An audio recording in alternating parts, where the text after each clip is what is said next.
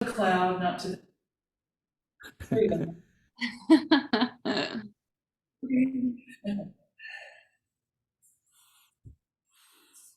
Good morning.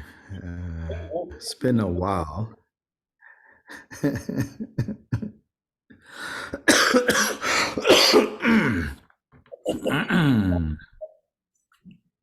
Let me ask a question, if everyone, can you guys hear okay on Zoom? Yes? Okay. Mhm. Okay, good. Okay, good. So we So, have one new person here today, mhm, Doctor. We have one new uh-huh, person here, Lee. okay. There's, anyway, he's one of us. Fast, Yeah. Well, I mean, Mingyur Rinpoche and lots of other things, so, yeah.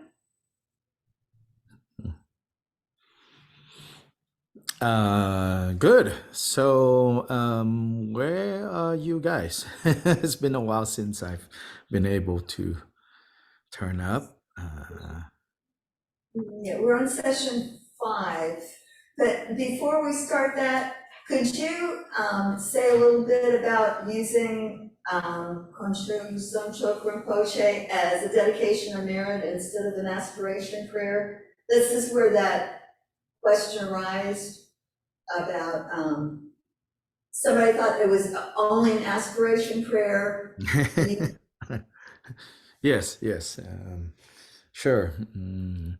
So, in one commentary about that four-line excellent and precious bodhicitta, where it has not arisen, may it rise, where it has risen, may it not decline, but increase higher and higher. In one commentary,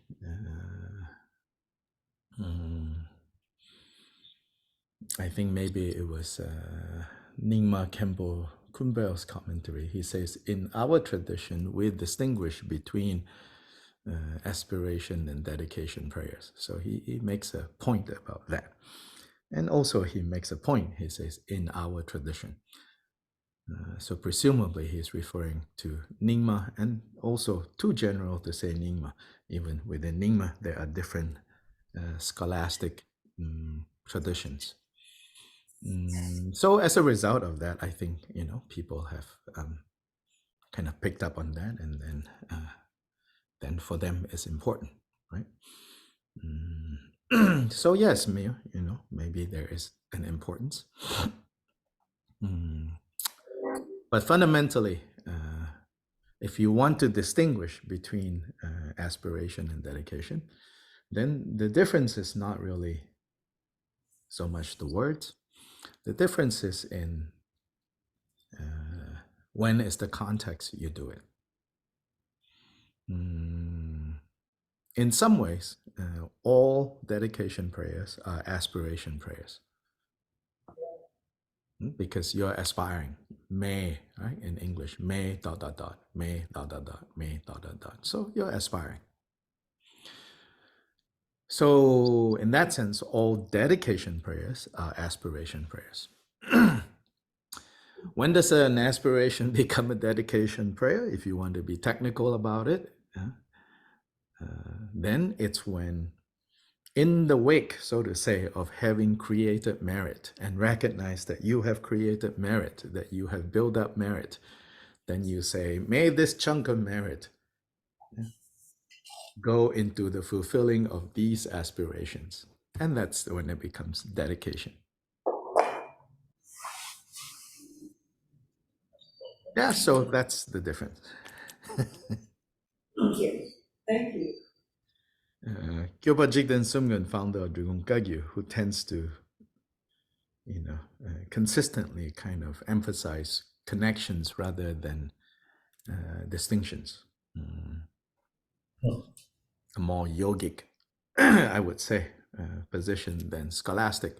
Scholastics are all about distinguishing and sharpening and drawing lines. A lot to be said about that because it gives some clarity, So the scholastic kind of faulting of the yogic is that you guys are so fuzzy. Everything is fuzzy, you know. And among your fuzziness, yes, there are the great beings that are not fuzzy at all. But majority of you are just staring navel gazers. You don't know. So then on the yogic side, they'll look over to the scholastic side, and you guys are all just following words and getting misled by words and creating more words and then getting buried in a pile of words. So both sides, you know, have things to say about the other side. And we don't need to take sides. I think our best approach is to say, what can I learn from this side and use? And what can I learn from that side and use? Anyway, Kyoba Jigten Sumgön is definitely on the yogic side of things. He actually, in one of his short teachings that we by chance selected to translate because it's short, not because of the content, because a lot of his recorded teachings, the titles don't even match, seemingly don't even match the content, you know. The meaning, very little editorial hand has gone into polishing, which then leaves his collection kind of intact and very raw. Anyway, in one of these short teachings that we translated, he specifically answered this question. He said, you know, some people say, oh, this is aspiration, this is dedication. And he says, yes, you know, on one level, you can distinguish the two. He says, but often these two are two sides of the same coin. Then he cited one example in the sutra that talks about the past deeds of Manjushri, the bodhisattva of wisdom. And he said that if you look at one of the past life stories of Manjushri, he, at that lifetime, he was like some kind of maybe prince or something like that, and he amassed a great amount of merit. And then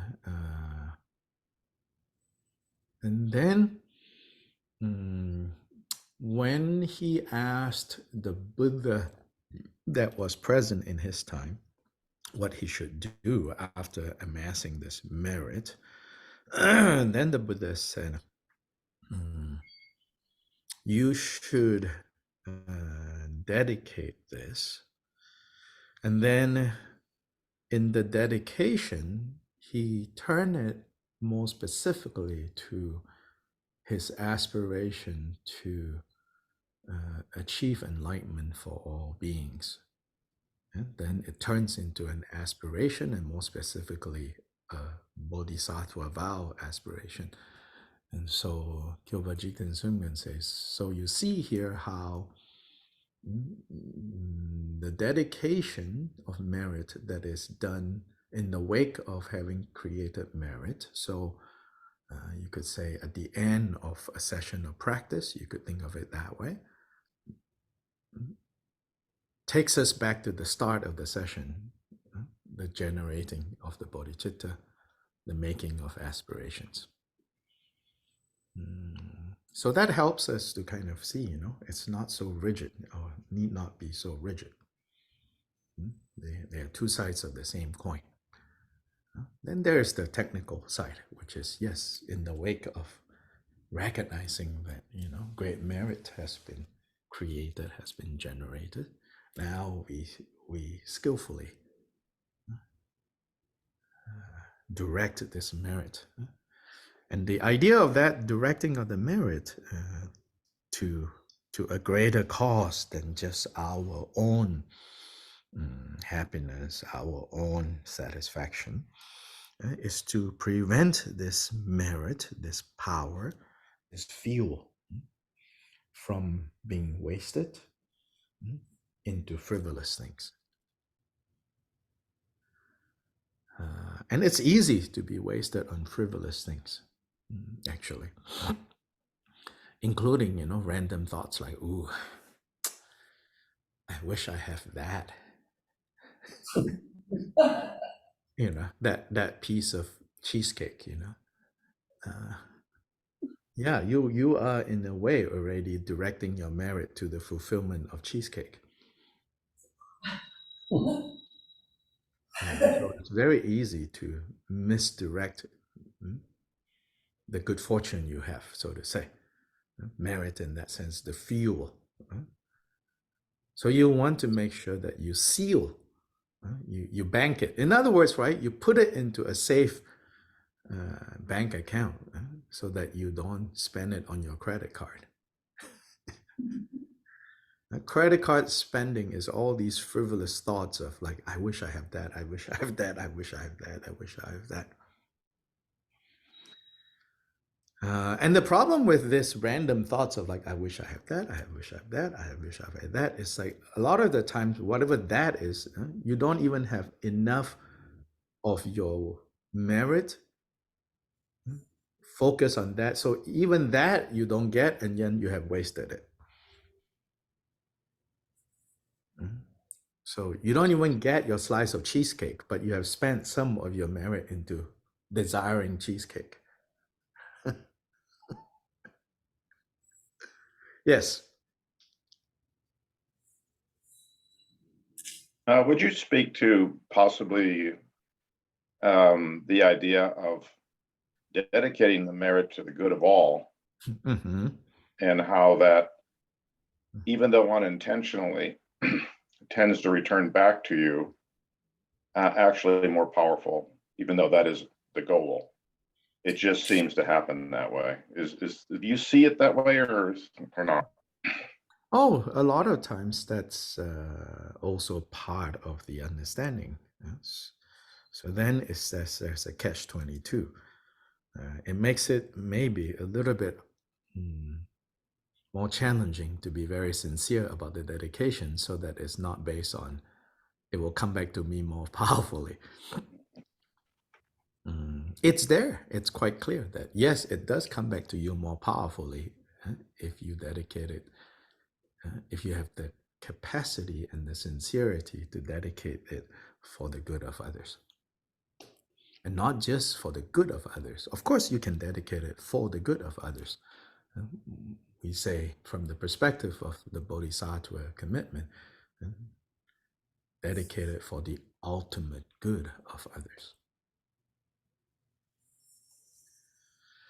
The ultimate good of others,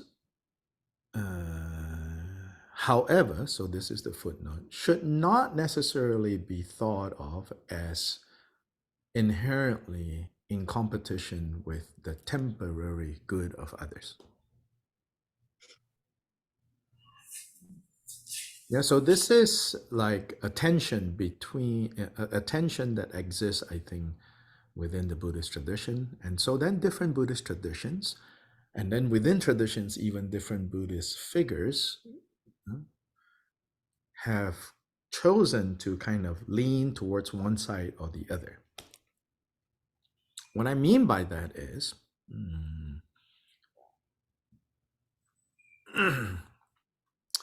when you lean in the direction of saying, the Buddha state is so inconceivable and so beyond our reference point that nothing we know here can fathom what's there. When you lean in that direction, then you would emphasize how the temporary good that we know cannot really be the same as the ultimate good of Buddhahood. So when you lean in that direction, then you will be focusing more on like the ultimate is completely beyond and transcendent. So then a bigger tension exists between temporary good, right, and ultimate good.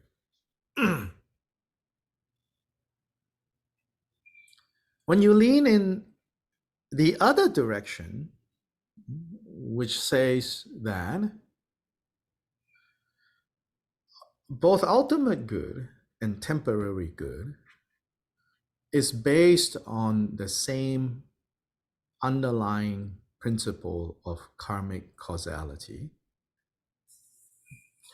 so that ultimately, even to the degree we can use ultimately in our relative context, right? So that ultimately there is no tension between the ultimate good and the temporary good. Then you say, well, what about the temporary good of me getting the cheesecake that I want? Right? There, those who lean in this direction would say, the basis to enjoy cheesecake is based on having enough virtuous merit to enjoy cheesecake.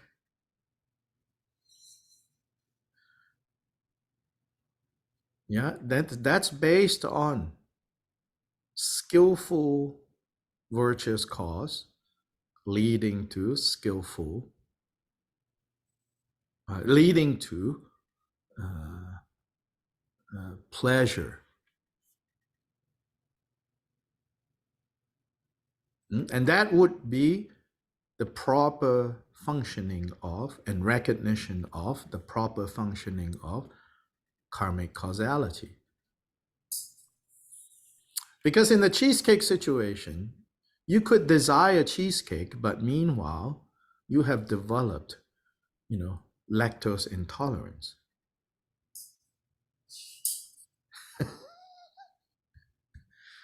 Then to continue to desire cheesecake and actually achieving cheesecake becomes a cause of suffering.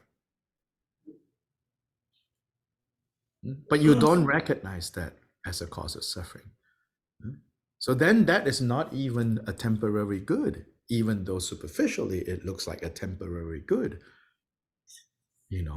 I want cheesecake, I get cheesecake. But then meanwhile, you have developed lactose intolerance, which is related to no more merit to enjoy cheesecake, but desire for cheesecake continues.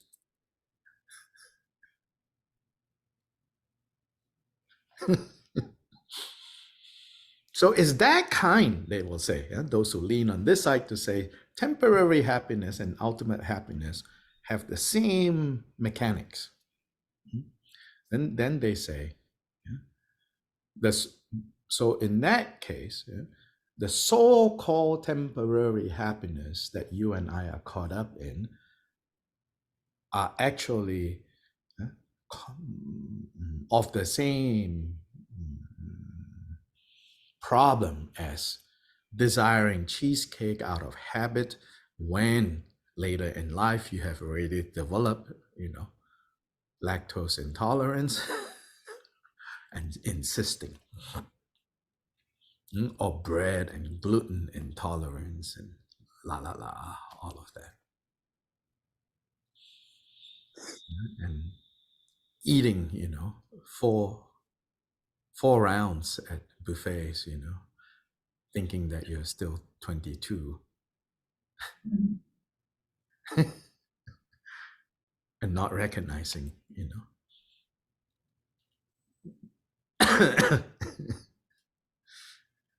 the causality that is going on, and not willing to change, in accordance with causality.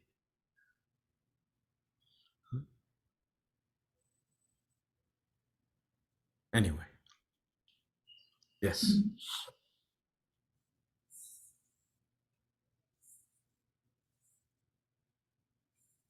Anybody else have a question before I nominate as usual? Go ahead. As long as you think of it as, doing it for the good of others. I have a question. Yes.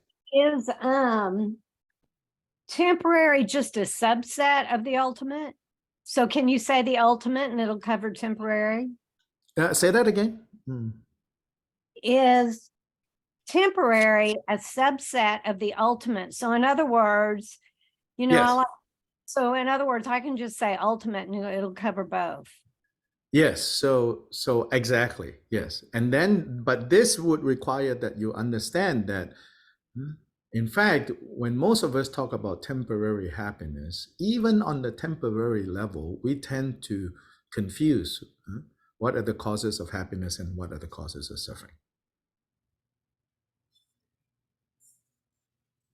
You know, we tend to be confused about that. So that we think, you know, like, eating as much as possible of this is going to make me happy. That's a confused understanding of even temporary happiness. Or making as much money as I can at all costs is going to make me happy. Right? That so-called happiness is not actually happiness. So this other view that says, you know, think of the temporary happiness and ultimate happiness as being in the same, right? The same, works on the same principles, but temporary is temporary and ultimate is ultimate. So that way it will help us, I think, to not say, or to not make, or to not, let's see, how do I say this? Yeah, to not, to be more attentive to how a lot of the so-called temporary good or happiness that we have habituated to consider as temporary happiness, in fact, is not. I mean, Kentrell always says temporary and ultimate. I mean, just, you know, I'm just saying. Yeah. And some traditions will then say, you know, temporary is like meaningless. And there's something to be said about that, yes, you know. But I would say better to not dismiss temporary as if it is inherently opposed to ultimate good. That there are two ways of temporary good. One is based on the same principles as ultimate good, and one is against. Of course, then if we can distinguish these two, then we learn to let go of those that are against the same set of principles that leads to ultimate happiness. Thank you. Yeah, and so this is somewhat related to some of you, if you're on Facebook, you saw it was in the context of a teaching, and somebody said, oh, let's put it on our newsletter, and then, oh, let's put it on Facebook. My comment about karma, that the problem is not with karma. I don't know if you saw that. Let me see if I can find.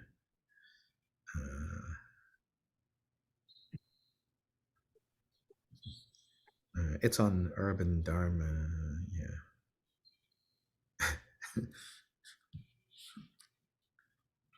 Karma isn't the problem. So again, you know, like it's an inherent tension within Buddhist tradition. Again, not like who is more right or who is more wrong. It's just the way the material, you know, there's always these kind of underlying tensions, and these tensions are, I tend to see them as creative, productive tension. They're two sides, you know, of the same coin, and we constantly kind of like have to kind of negotiate, you know.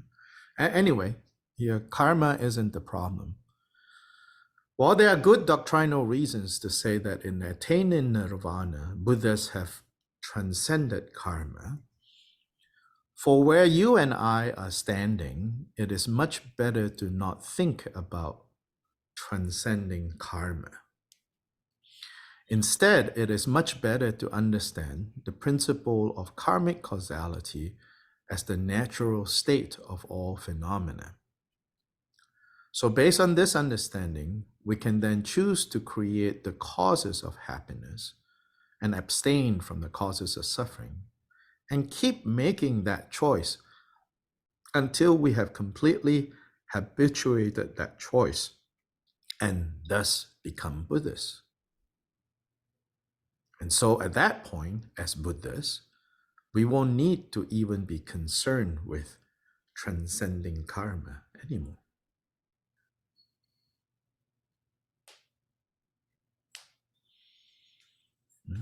Mm. So obviously, people who are attracted to stories of the Mahasiddhas and their outrageous behavior and crazy wisdom, they lean more on the other side. Yeah? I mean, forget about people who are already misusing this. I'm not even talking about, right, people who are misusing notions of crazy wisdom, of Mahasiddha behavior, just to indulge in confusion. I'm talking about even, with legitimate, genuine, outrageous behavior of crazy wisdom. Even that, we have to see that, it's only crazy in relation to our mistaken ideas of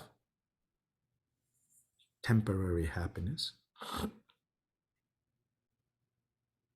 It's only crazy in relation to that. It is not crazy in relation to the genuine way of achieving the temporary happiness, which is, as you put it, a subset of ultimate happiness.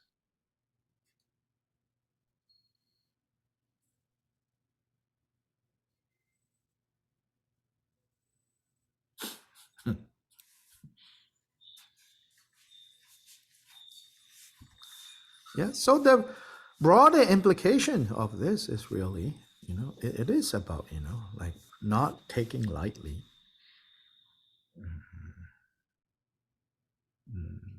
choices that we make, and knowing that these choices, there is a skillful way to achieve temporary happiness, which is in sync with the way to achieve ultimate happiness.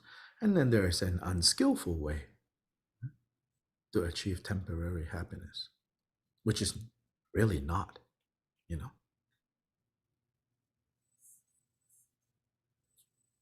have a question. Yes, When you say ultimate happiness, are you talking about the Buddhahood. the awakened state, Buddhahood? Mhm. Yeah, Buddhahood. I just wasn't sure. Yeah, not cheesecake for sure. Right.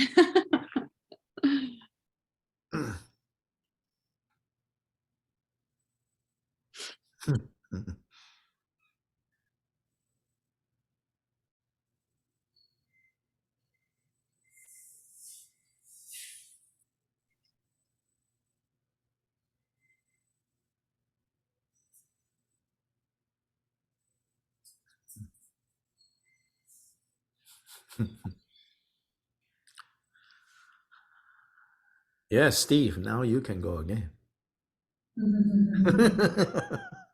Oh, no, not that. This idea of transcending karma seems very strange to me. Karmic cause and effect is presented as absolutely foundational to a reality. Mm-hmm. And it's kind of tough to transcend something that is that. Mm-hmm. It seems to me that what an enlightened one is doing is manifesting what is in the karmic reality. Mm-hmm. Is that not appropriate, you think? Or is there a better way to, maybe I should think about this? I think you're there, you're headed in the right direction.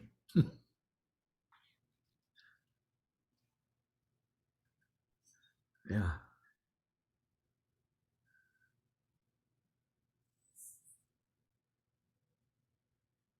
with regard to dedicating merit, and then I'll be quiet for a bit.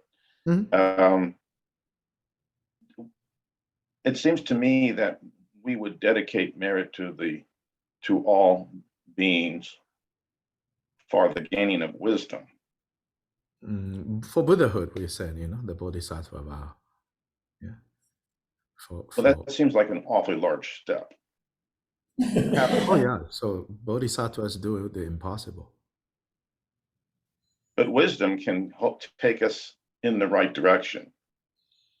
As Karen said, why not shoot for the star, and then, if you land anywhere in between, it's pretty good.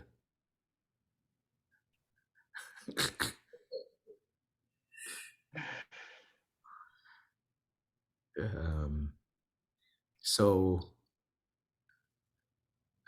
we say, so may this merit be dedicated, like the vastest, the most vast dedication. Yeah, is may this merit be dedicated to the ultimate good of all beings. Buddhahood. Now, that kind of language sometimes gets us in trouble because we think, okay, now, all of you better become Buddhas, okay? It actually doesn't mean that. It means I need to become Buddha.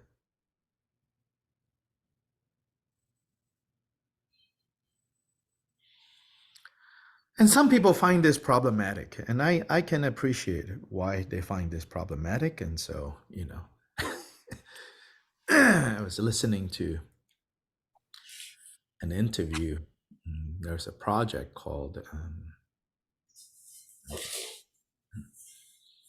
it's an oral history of Tibetologists, people who have contributed to Tibetan studies, Tibetan Buddhist studies in the Western academia.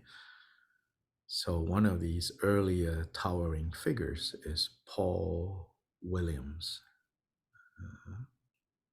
Yeah, there are two Pauls in the study of Indian and Tibetan Buddhism.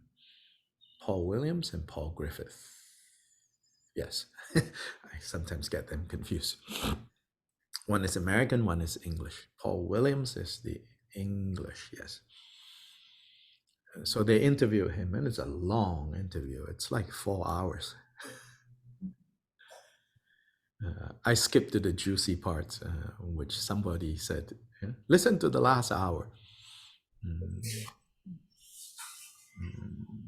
So I then listened to the first 3 hours, where he actually talks about his study of the intellectual traditions of like Mahayana philosophy, mind only, middle way, this, that, and everything. And he, in fact, one of his books is still in print. It's called Mahayana Buddhism or something like that. It's a classic handbook almost, Paul Williams.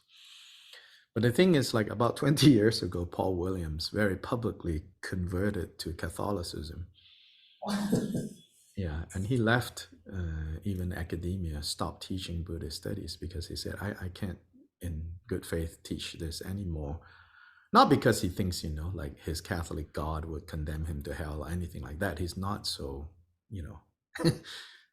unrefined, It's just, he says, because I cannot convincingly teach this material to make, the right impression on students, I don't have any business teaching this. So it was a monumental shift in his, eventually he got hired in a Catholic school teaching Catholic theology and all of that. So he's fine, in that area. And he's retired now. And he talked about how ultimately he didn't like that idea that, on the one hand, you say dedicated to the Buddhahood of all beings, the good of all beings. But then practically it means working on your own stuff. He said, I just, in the end, I cannot accept that. And of course, a lot of his friends and colleagues felt very betrayed and they even now, you know, like one of his friends who posted this on Facebook about this interview, many others jumped in and they cannot forgive him. But I listened to it. I was like, yeah, fair enough. You know, yeah, I can respect that. You know, it's fine. You know, it's like I get it. You know, there are some problems to that. You know, but problem or not, in the end, it depends on us. You know, and that would be my response to him. Not that it will be a satisfying response, but at least to the him that is occupying my mental space. You know, right? That's all our projections, right? And I'm proud to say one thing, so let me brag here, you know. In that interview, he said, you can tell he still feels a little hurt by his colleagues and his best friends. He taught at Oxford. He was the leading Oxford Buddhologist. You know, he's a brilliant man, you know. But even now, like when people talk about this, they would say like, oh, did he, like the people who didn't listen to the interview, you know, they'll say, oh, what, like he converted because like he just went back to what, you know, was easiest for him, you know, kind of dismissing, you know, like in my opinion, like what a monumental and what a serious move that was. And it's not flippant, you know. This is someone who have very deeply thought about this, and you know, first name basis with His Holiness the Dalai Lama, all of that, you know. Anyway, he said, Paul Williams said, he said, you know, he's like the interviewer said something like, you know, is there one thing about this whole episode, right? And this happened that you thought, how come, you know, like a regret, like, you know, something of that sort, like, and he said, you know, I never said this publicly, so I'm going to say it here. He said, I found it interesting that all the responses to my conversion and my leaving of Buddhist studies and all the things that everybody said, my close friends and friends who, you know, felt very hurt by that move. Nobody, he said, nobody even once said to me, are you doing some kind of like crazy Buddhist skillful means? He said, you know, none of them asked me that questions of all the questions and that they ask. And so this is my bragging, you know, as I was listening to that listening to that interview and him articulating why he converted to Catholicism, in my mind, I'm thinking, never mind what he calls himself, you know, he's being a bodhisattva, so he has converted. So I was very proud of myself when he said that. You know, it's like, I didn't think, like, you know. Yeah. So what is he doing now? He says he says he is part of a group in Bristol that goes out almost every night, but particularly on weekend nights, with other Catholics and Christians. It's part of a Christian, a non-denominational Christian group that goes out at night to minister, so to say, to people in trouble on the streets. He says, not homeless people necessarily. Of course, if they happen to be homeless, yes, but that's not. Basically, it's about young people coming out from the bars intoxicated and potentially in trouble. Sexual assault or robbery, they go out and take people home and make sure people get home safely. And he said, for the last 20 years, that's what I've been doing. Sounds like a midlife crisis. Just kidding. On the humorous side. Yeah, and I'm like, yeah, like I said, he's carrying out his bodhisattva vow, never mind whatever label, whatever he thinks he is, in that sense, is my arrogance, whatever he thinks he thinks he's no longer Buddhist, But yeah, so there's something to be said. My whole point is that I'm not afraid to recognize that it can become very narcissistic as well to say, for the benefit of beings, but I'm going to work on myself. But I'm also not going to dismiss that, as Paul Williams would be, to say, no, that's not satisfying and that's not legit. Because I do think that at the heart of the Buddhist tradition, it's still saying that you have to work on your own stuff. But in working on our own stuff, it's very easy to become narcissistic. Or in Trungpa Rinpoche's expression, spiritual materialism, to fit the 60s and the 70s. But it's easy, to kid ourselves and become narcissistic. Spiritual narcissism. But despite or in spite of that danger, that criticism, I still think that yes, but at the core, it is working on your own stuff. But while working on your own stuff, so to say, right, there are all these supporting practices that tells us to act on behalf of others when we can, when we see, even in securing others' temporary happiness. Yes. Isn't Tong Lin an example about it? Tong Lin, Lojong, Tong Lin. Isn't that but that would be, they say, it's still working on your own stuff. You're meditating. But you're also helping others. Well, for someone like, Paul Williams, he'll say, go out on the streets and help. Yeah. Then what's the deal with all this dedication and merit? Yeah. It's both, is the way I understand it. That's what I think. I would have, I'm glad he's doing good work. Yeah. So it's both, but it's not about him, He's fine. He doesn't need us to worry about him. It's just a good occasion to, I think, just be, aware of, when I listen to his interview, I can see, I said, yeah, these are questions that I've had, And you all know I taught a whole year, maybe more than that, a few times a week, Bodhicayavatara, Shantideva.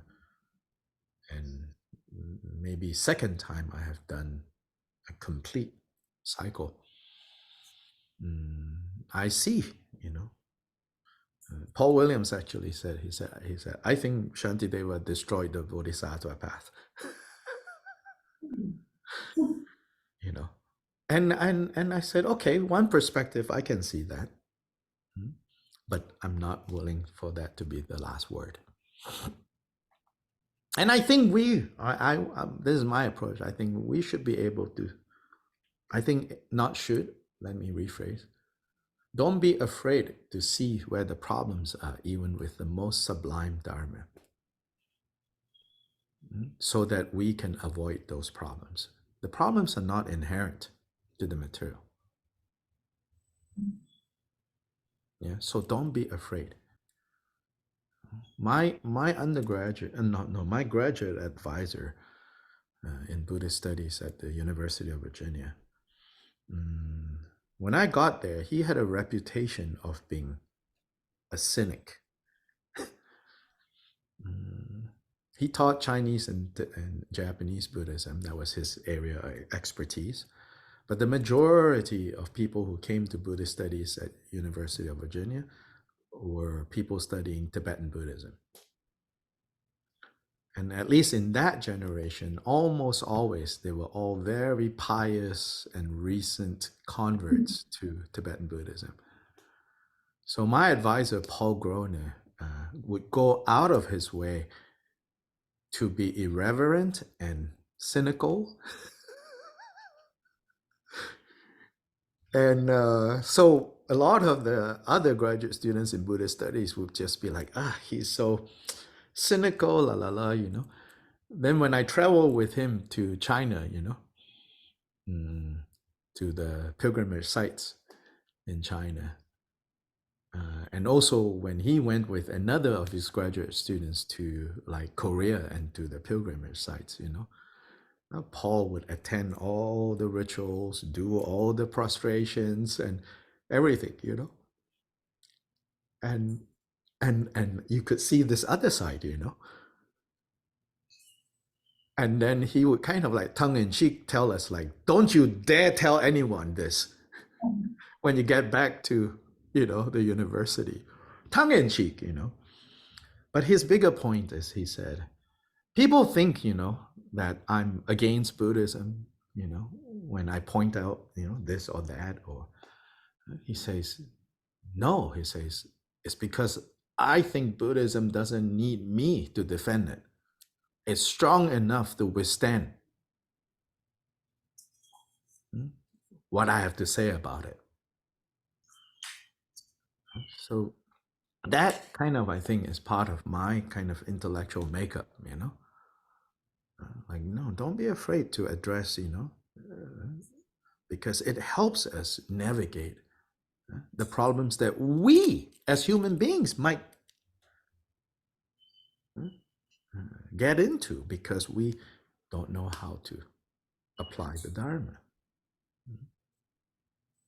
So in this sense, it's a position of faith that I have faith in, you know, the saving powers of Jesus Christ. I mean, no, the Dharma, you know. So then there is no fear to look at, you know, what could potentially be a problem when you look at things this way or that way. And we don't need to own, you know, like, oh, this is my view, this is my tradition's view, and become dogmatic in terms of view in that way. But it's a constant, it's a process, you know, it's not an event. Yeah. Faith is a process, it's not an event. Clarity is a process, it's not an event. Wisdom is a process, not an event. Compassion is a process, not an event. Then related to yesterday's and last week's how to prepare for death. Death is a process, not an event. We are so fixated on events, you know, structure rather than process. When everything is just process, you know. So in traditional expression, we say, you know, it's cycles of bardo, right? It all cycles of bardos. There's the bardo of like this life, between the time we were born to the time that we actively die. Then there's the bardo of dying. Then there's the bardo of luminosity. Then there's the bardo of becoming, rebirth. We're always in bardo. So in this process of the in-between, when we don't understand that the nature of the in-between is that there is no fixity, there is no real event, you know, there is no real structure.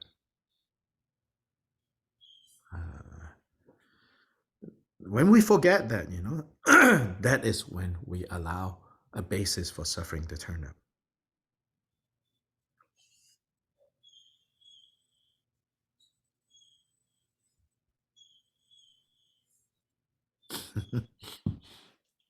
So I have one.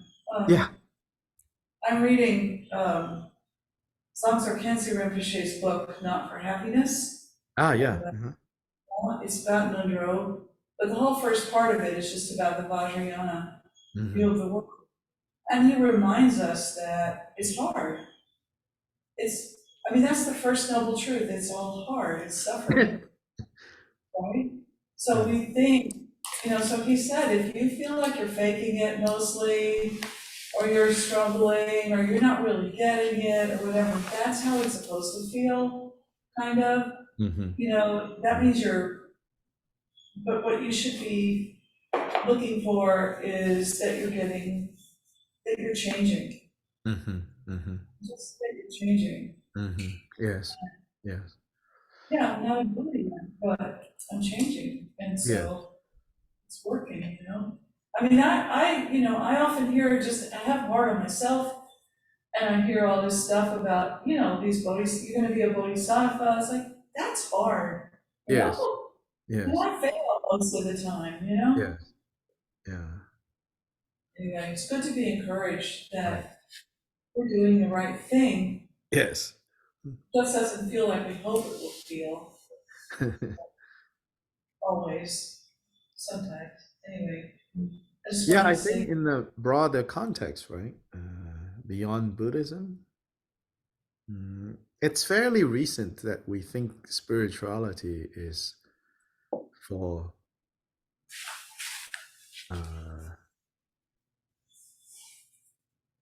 like spirituality is for relaxing or easy, you know. It's very recent.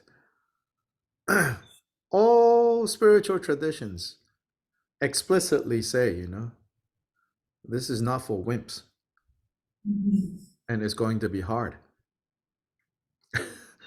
In all spiritual traditions, it's a discipline. It entails hardship. But I think more than any religion,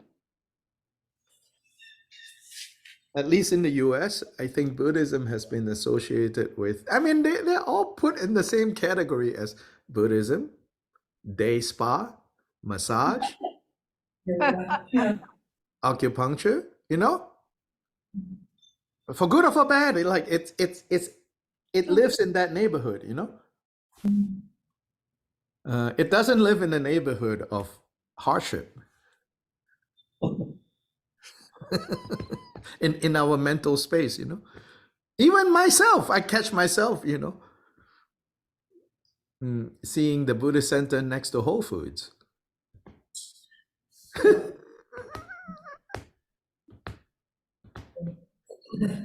Healthy food, yum yum, and enlightenment, yay!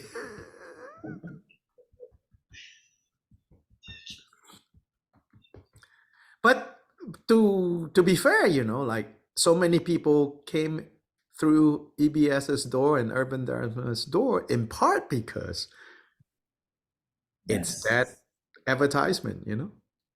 yes. Like, who's going to come through the door if you say, you know, come in and suffer, Yeah, come in and be disciplined, you know?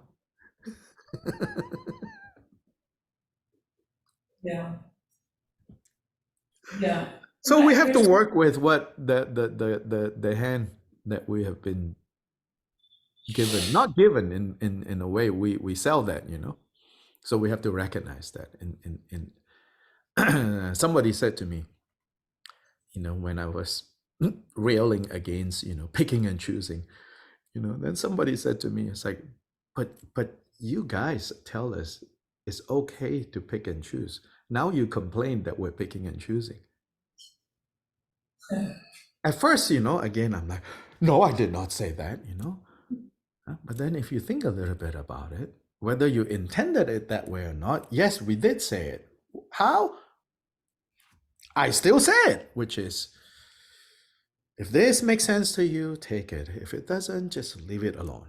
Right? Innocent enough, right? But that could also mean Right. pick and choose, and you know, you can come up with your own package and then go for it, you know. And then yeah, so this same person who said to me, you know, like, so what is it, you know? I was like, yeah, I wonder what is it.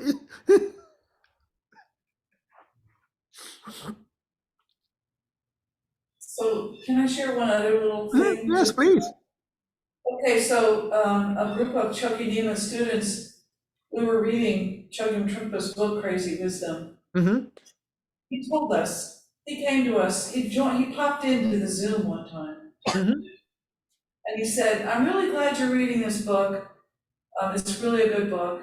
But I have one thing to say, that I don't like the word crazy. Mm-hmm. It has too much going on. He Yes. said, I like the word wild. Mm-hmm. Like a wildflower versus a garden Yes. greenhouse. Yes. Yeah. Wisdom just spontaneously arises. Uh-huh. Places you don't expect it, and without like your deliberation, it just Yes. arises. That's what we're looking for. We're not, hothouse Yeah, wisdom. not domesticated, not tamed, not like made, like palatable to southerners. Right, exactly. Like So operating principle is not nice. Right. Being nice. Yeah, and wisdom may not necessarily feel good, when it pops up, it might be. Oh yeah, yeah. I mean, my advisor, again, the same graduate advisor, he will say, don't forget Manjushri comes with a sword.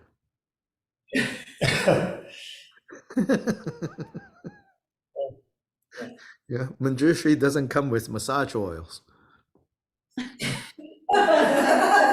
Manjushri comes with a sword,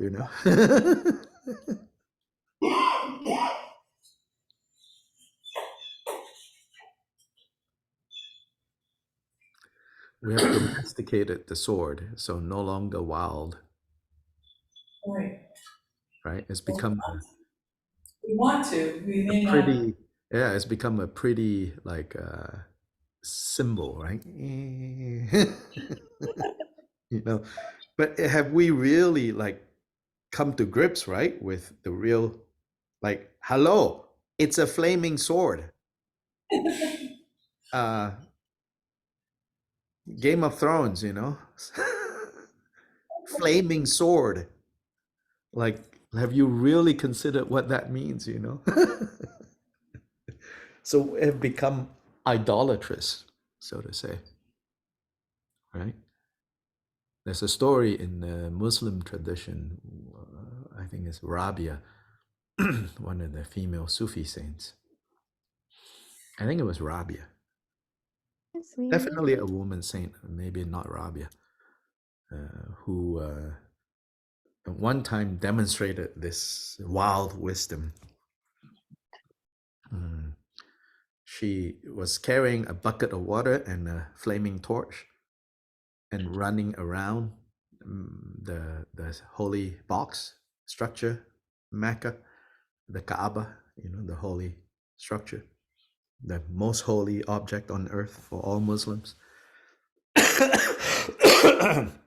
She was running around it with a bucket of water and a flaming torch. People asked her, like, what are you doing? She said, I'm going to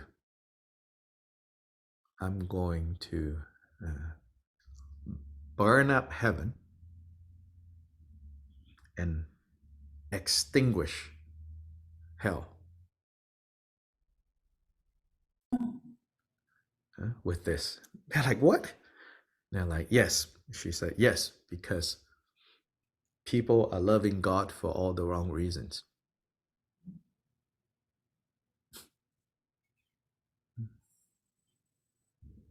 Because they want to go to heaven, so then they love God. Because they fear the fires of hell, then they love God. She said, God doesn't need this kind of love. So I'm going to burn up heavens and, extinguish the fires of hell.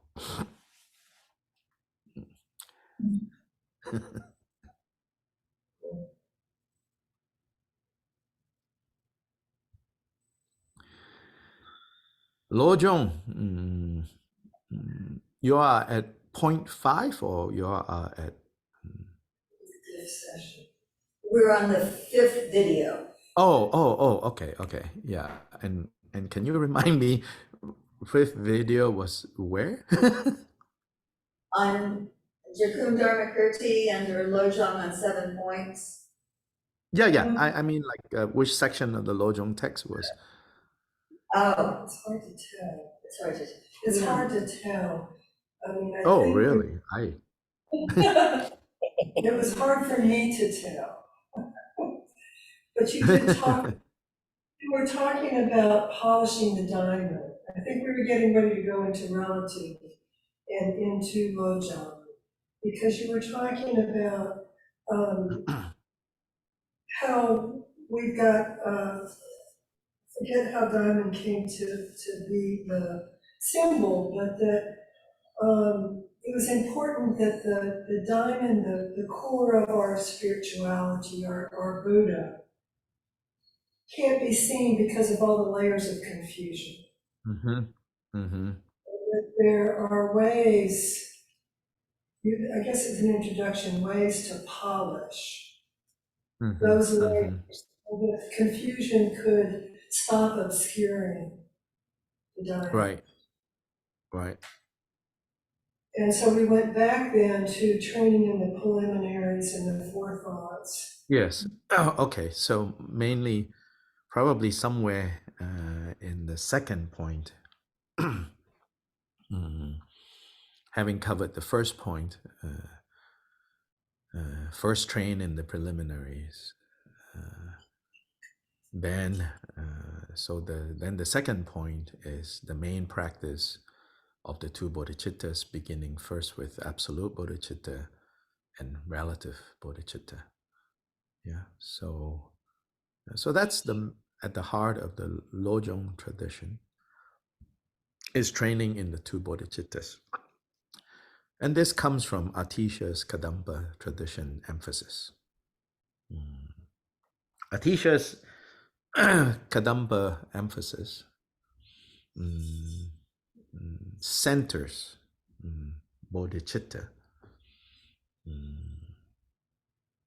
rather than, say, centering Vajrayana, rather than, say, centering Mahamudra or Dzogchen, although definitely not like in competition. It's just that, again, each tradition of training uses a core number of ideas and teachings, and then within that context provide the complete path.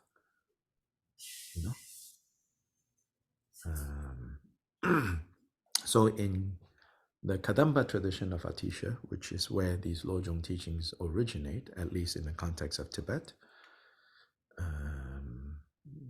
the training in the two bodhicittas are the way in which the Kadamba tradition organizes everything else. And everything else includes the individual liberation vows, the Mahayana Bodhisattva vows, the Vajrayana commitments, samayas, all of that. In the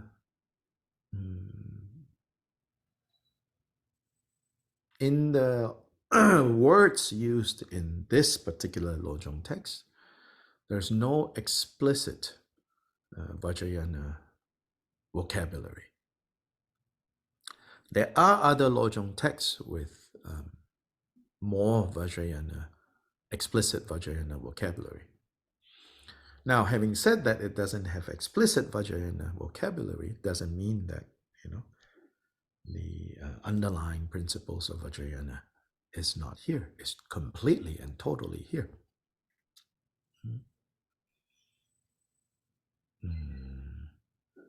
And what Mahamudra teaches, what Dzogchen teaches, again, it's here. It's just a different set of vocabulary, a different flavor. So here, in terms of presenting the two bodhicittas, in terms of presenting the path by using the organizing principle of bodhicitta, and specifically the two bodhicittas, then absolute bodhicitta pertains to cultivating wisdom of emptiness. Then synonyms of emptiness. In Nagarjuna's commentary on bodhicitta, called Bodhicitta Vivarana, he says, very helpful, let me see if I can find the quote.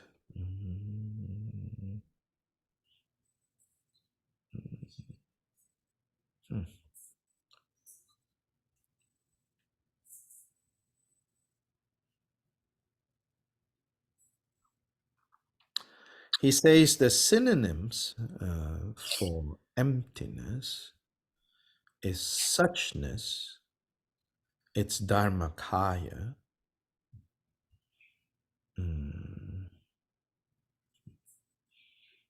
Now that I am trying to look for it, I cannot find it.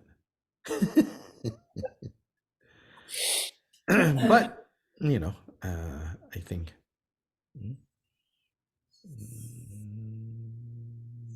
Boundlessness. Boundlessness is some synonyms. Synonyms of emptiness. For emptiness, yeah. Boundlessness. Boundlessness. Wait, what? Somebody said something, sorry. Boundlessness. Joyce's- Boundlessness, yes. Let's see. Do I have a better version of that? Oh yeah, this is the one.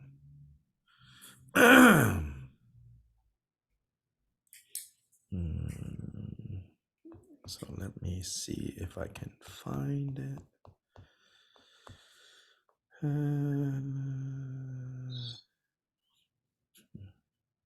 Okay.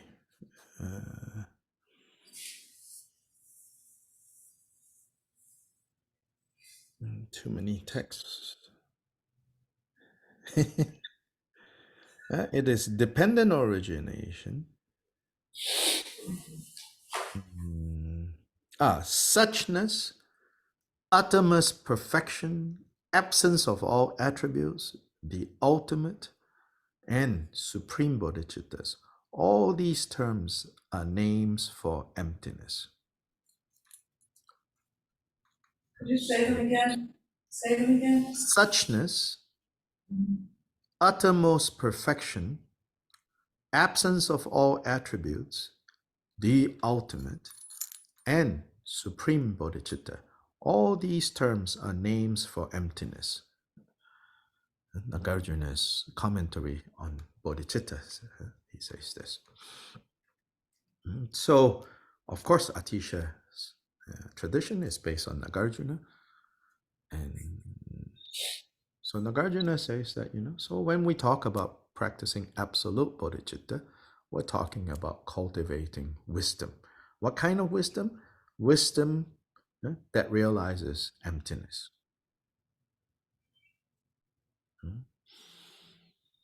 So emptiness is, the word itself is a negation, right? If you want to use an affirmation, affirmative, then you call it suchness. Suchness is Buddhist jargon, No one else uses this word in English.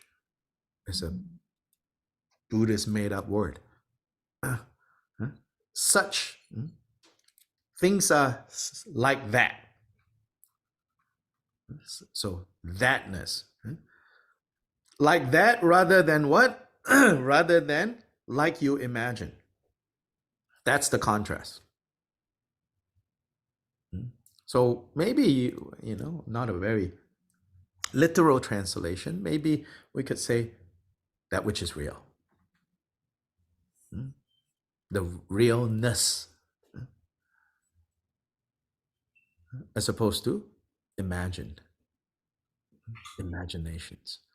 Imaginations is also the same word that often in these philosophical texts is translated as conceptualities or discursive thoughts. Yeah, you have come across these words, right? Dualistic thinking. Actually, the most basic and I like this. I've been looking into the Sanskrit. The most basic meaning of vikalpa is imaginations. Like our imaginations of what is rather than what is. Suchness is isness, is emptiness. So in this Lojong 7 point, the first section of the second point, 5 lines, is training in that.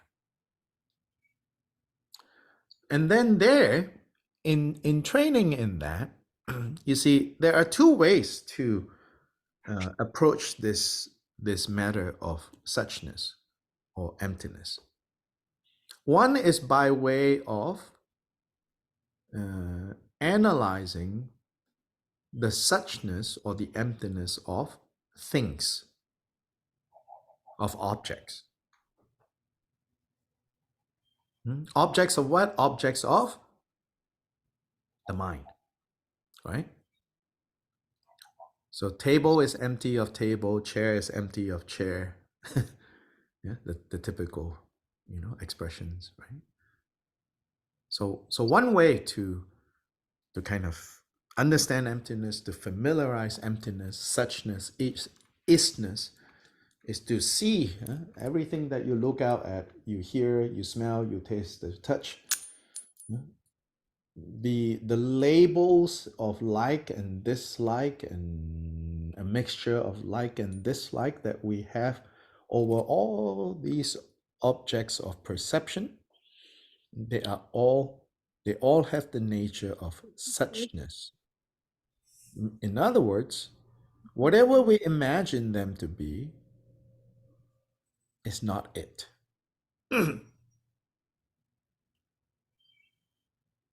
If there's an it to it, that it is its substanceless, its non-fixity nature. So that's one approach. Not the approach here. The approach here, right? So in a moment of perception, right? There is in any event of experience, of an experience, there's the subjective end of the experience and there's the objective end, right? The objective end is the table, the chair, the house, the job, the reputation, the personality, right? All of that. That's the objective end. And that's the first approach. Analyze, see how all these objects lack essence. And whatever essence they seem to have, it's imputed. In the Lojong tradition, it says, no need to analyze the objective end of experience. Instead, turn it around and look at the subjective end of experience. And what is the subjective end? That which we label mind.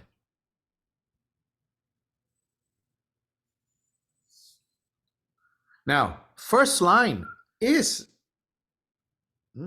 begin with the objective end. All phenomena to be regarded as dreams. So all phenomena, objects of what we experience. It does begin like that, but then it doesn't dwell on that for too long. Almost immediately, then the next line is the subjective end.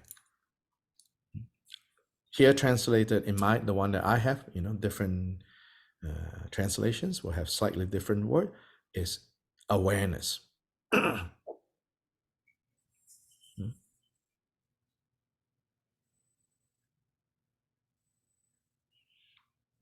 In the Tibetan, it's actually the word rikpa.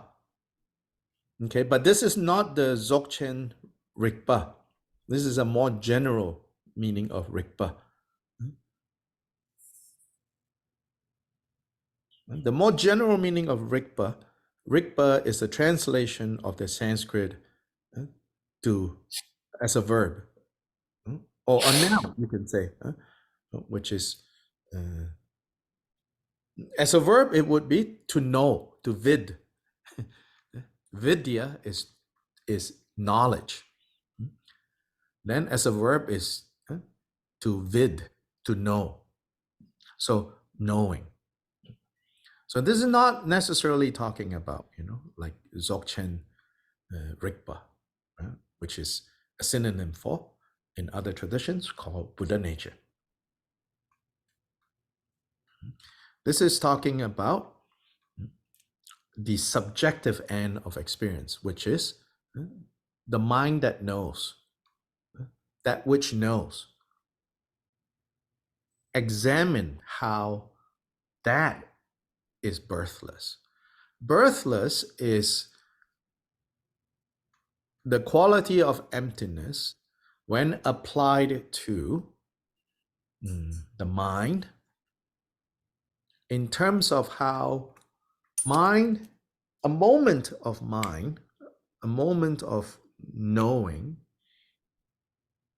although it seems like something solid,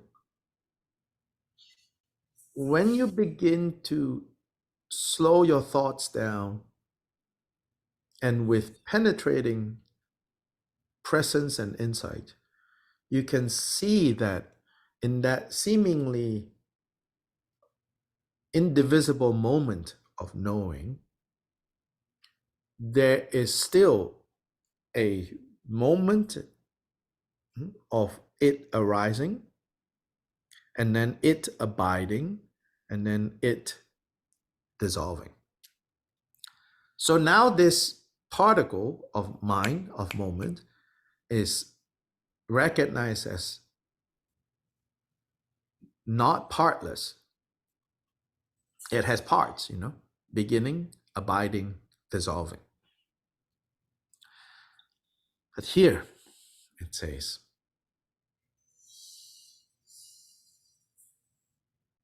this beginning, abiding, and arising and dissolving, even that, which is better, a better way of looking at this mind than just thinking the mind is a type of self that remains unchanging. A better way than naively thinking, oh, mind, I, unchanging, is to see the composite nature of each moment of knowing. But deeper still, even more profound than that, is to see that when we say that it has a moment where it appears, then it abides, and then it dissolves, that is a conceptual construct,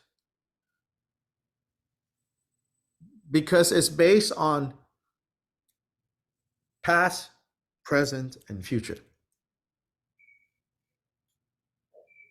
Right? Do you follow up till now? Yeah. So then past, present, and future, superficially, we can say, oh, yes, past, like yesterday is past, today is present, tomorrow is future, right? But when you begin to look more into this, we will see the birthless nature of this. Because the notion of past and the notion of future is entirely dependent on what? Present. Right. Now, lest we think the present can be verified, can stand up at the court of, wisdom analysis, the present needs to recruit these two phantom limbs called past and future to prop up its existence. But past and future, we already said, we already agreed, we already recognize.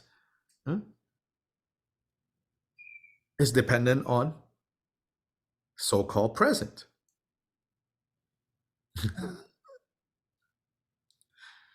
If at this point you say, good, it's meant to do a little bit of, yeah, like, so something has loosened, hopefully. It's not the Big Bang yet, okay? Some loosening up is supposed to happen. And very important not to resist letting this be just like a clever word game.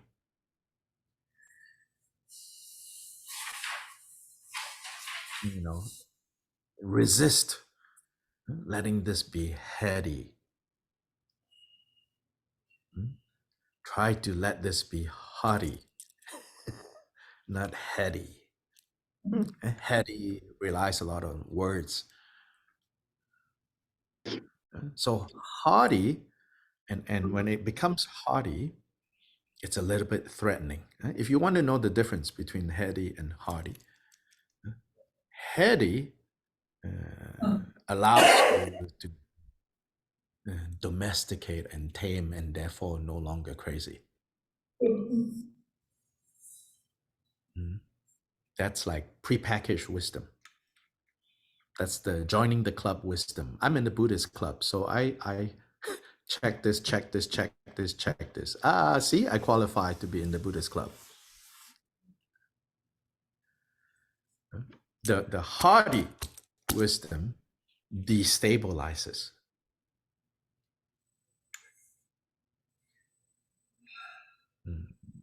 And it destabilizes in the sense of like, what?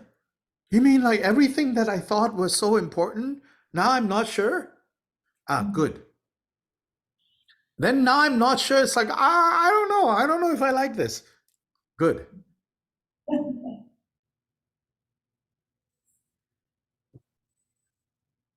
Good. Now, if you're not having that kind of response, also don't panic. Because there could be many reasons why you're not having that response. But definitely, if you do have that response, don't think something is wrong. It's like no. It's beginning to work. You're beginning to like pull apart this imagination, which initially little unsettling, little upsetting. Now, that destabilizing is not advisable to do when you don't yet have a more basic place of feeling safe, feeling secure, feeling, reasonably sane. And that is in part why the feel-good part of spirituality is not completely wrong. It's just, do we have the means to transition from there into this destabilizing that we purposely introduce?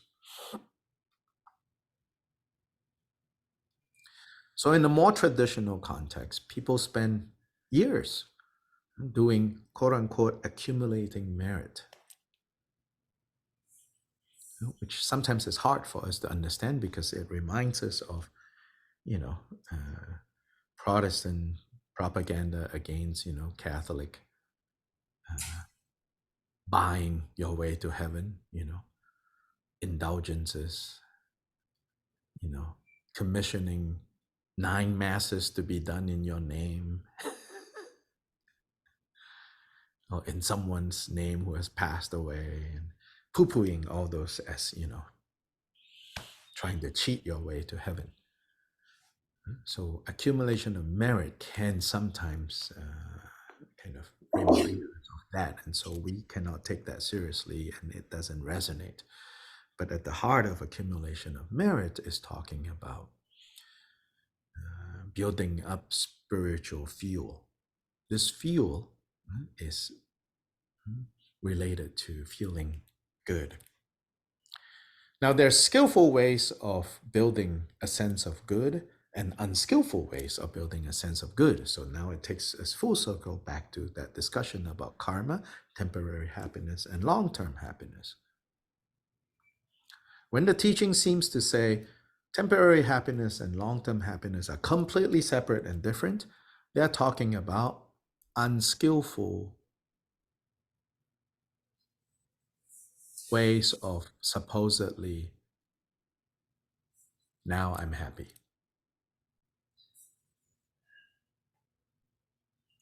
Here, when we talk about merit, we're talking about skillful ways of bringing ourselves to a place that we feel happy, we feel reasonably happy, we feel reasonably secure, we feel reasonably safe, as that safety net to now destabilize. Or when you need to perform a surgery, don't do it in the sewer.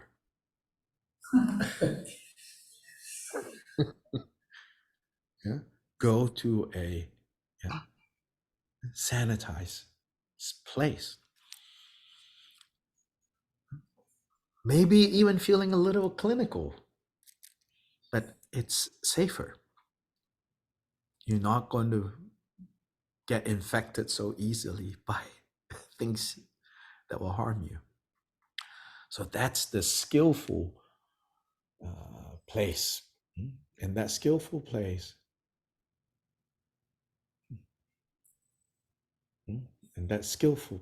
is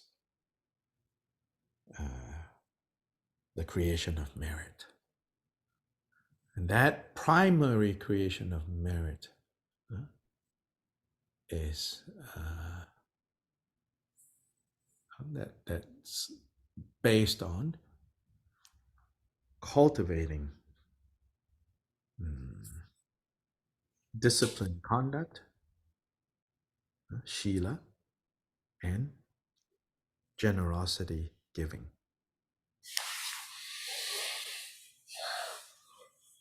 Generosity of giving is a very expansive practice.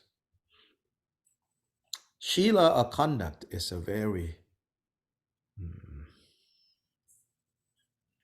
focused, because it's watching our actions and the consequences of our actions. Those two balance each other out. Could you, sorry to interrupt you. The first one you said, I've got the generosity of giving, but you. Disciplined conduct. Disciplined conduct. Why did I? Ethical conduct. Okay. You called it by another name, disciplined conduct. Shila in Sanskrit. Thank you. Yeah. So that's like, the precepts that we take, not to kill, not to steal, not to commit adultery. So I have a question. Is it just psychology that does the unconscious? Say that again, sorry. Is it just psychology that practices the unconscious, deal? That everything is in our the way of, unconscious, that's where everything lies. Am I saying that right? How when we study ego, superego, all that. I don't know, because I never studied that.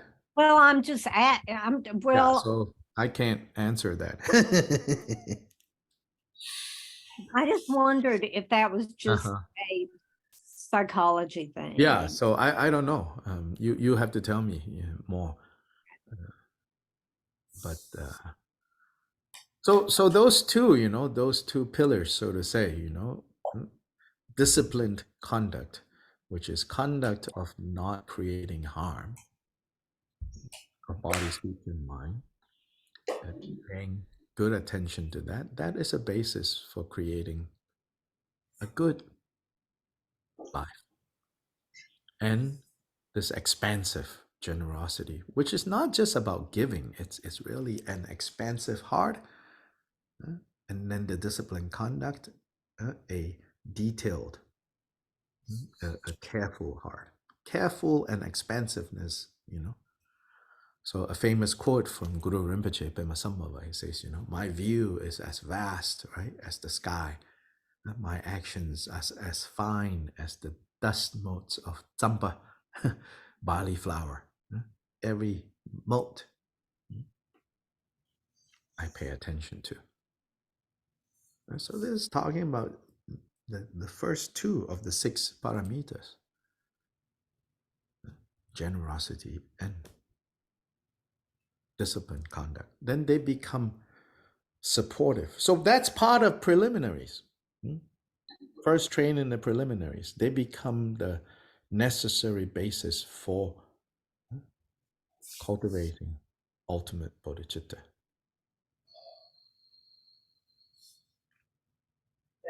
And ultimate bodhicitta then becomes the protection for practicing relative bodhicitta.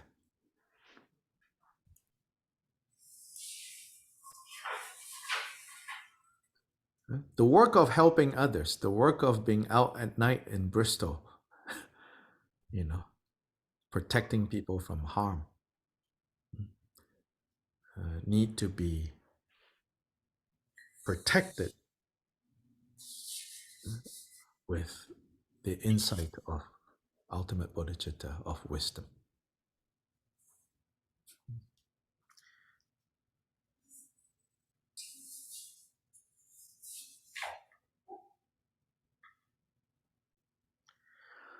So I have to run today at this point. It's always very good to see all of you. And let's see, next Sunday, I hope I can meet with you all. That's I think I should be able, but. So, dedicate merit? Yeah, excellent and precious bodhicitta, where it has not arisen, may it arise. Where it has arisen, may it not decline, but increase higher and higher. Thank you. It was great. Yeah, ta-ta. Great. Bye. Night. Bye, everyone. Bye, girl. Bye.